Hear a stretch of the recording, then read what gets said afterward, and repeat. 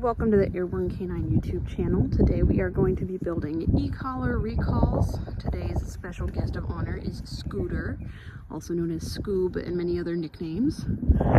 To prerequisite this video, you're going to already want to be through the conditioning phase with your e-collar. Your dog should understand how to turn it off, and you should be able to know your dog's working level before beginning this exercise.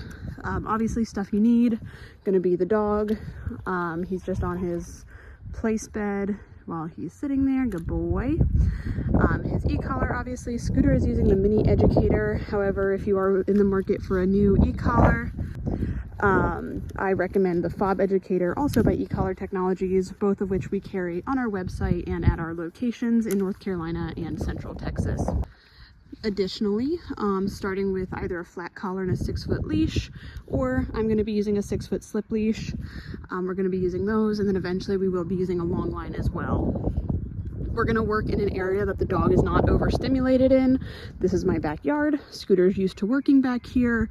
I don't want to start a new concept while my dog is in a state of over arousal, like at the dog park or in public or something like that.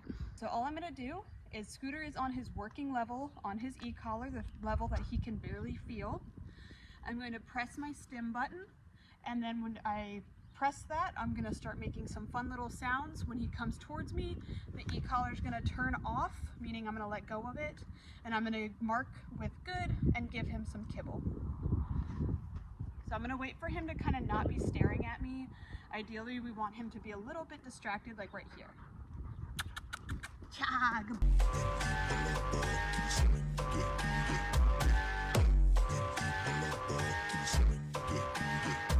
If you have a dog that is not wanting to get distracted, first of all, awesome problem to have. But second of all, we don't really want to teach him that coming back and forth to us is the game. We want him to get distracted first.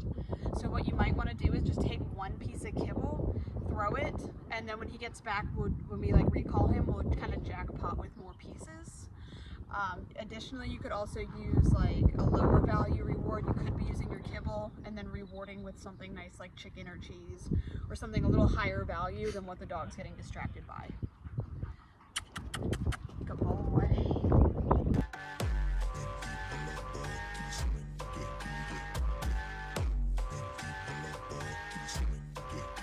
So as we progress with this part of this activity, I want to start having the stim happen a couple seconds before I start making those kissy noises or whatever little sounds I'm making to get my dog's attention.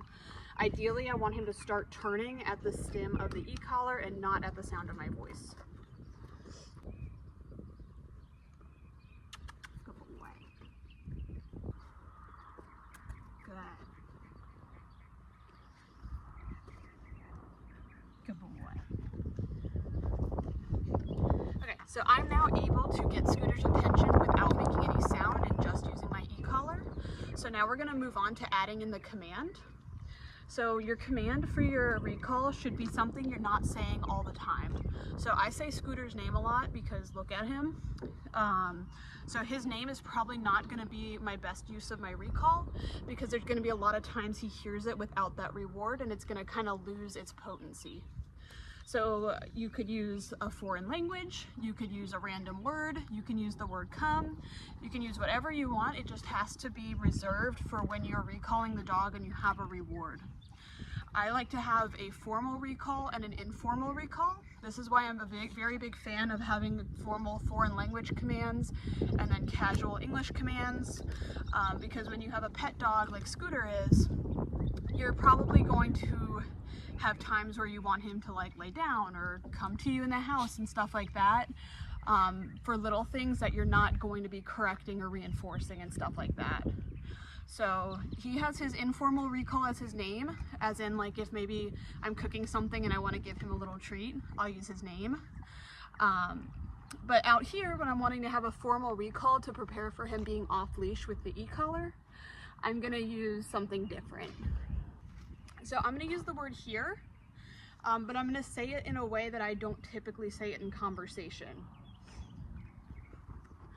The biggest thing is consistency when you're creating these formal versus non-formal commands.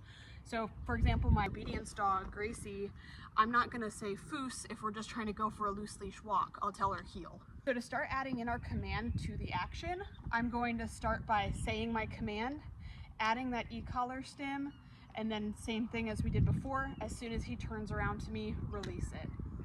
Free. Free. Here. Good boy.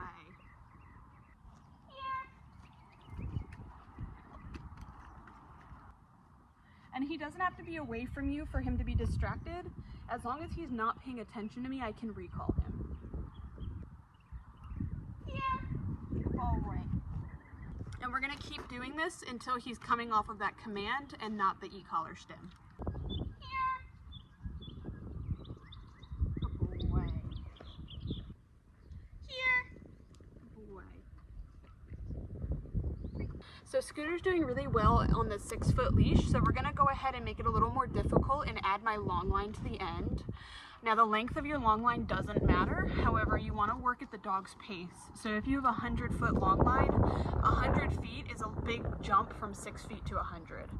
I have a 30-foot long line, however I'm just gonna hold it a little closer and then slowly let it out as he's successful. So I have my long line clipped to my slip leash. Ideally, if your dog is a bolter or you're at all concerned that he's gonna run and hit the end of it, I recommend putting it on a flat collar or a harness, because we're only using this to keep him near us and not have him go off too far.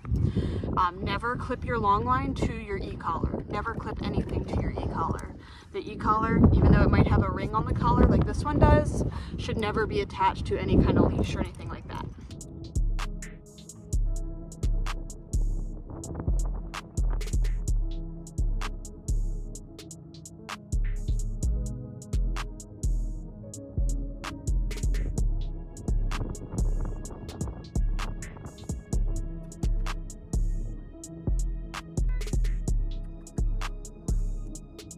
So now that he's working pretty well in my backyard, we've moved to a little more distracting of an area.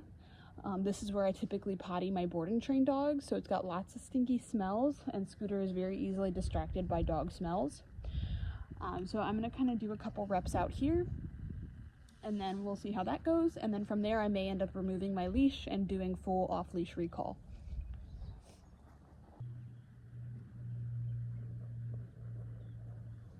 Here. Boy. Here. Good boy. I'm really happy with how he's doing on leash, so I went ahead and took his leash off. He chose his down to be right in front of you, so I'm sorry about this old booty. Do not rush to get to unclipping your leash. It's better to take more time than to try and do all of this in one session. Scooter's been working on his e-collar and his recall for a couple weeks now, so I'm able to show you all the steps fairly quickly, but do not rush to get to this point. Here. Here. Boy. So my criteria for my dog to be let off the leash is that my e-collar is not being used for like 90% of my reps. So about 10%, I'm okay with having to add a little stim in there. But for the most part, he should be coming solely off of my command and off of my voice. The e-collar is just there to remind him if I need a consequence, and also for safety as well. Here. Good boy. Big bear.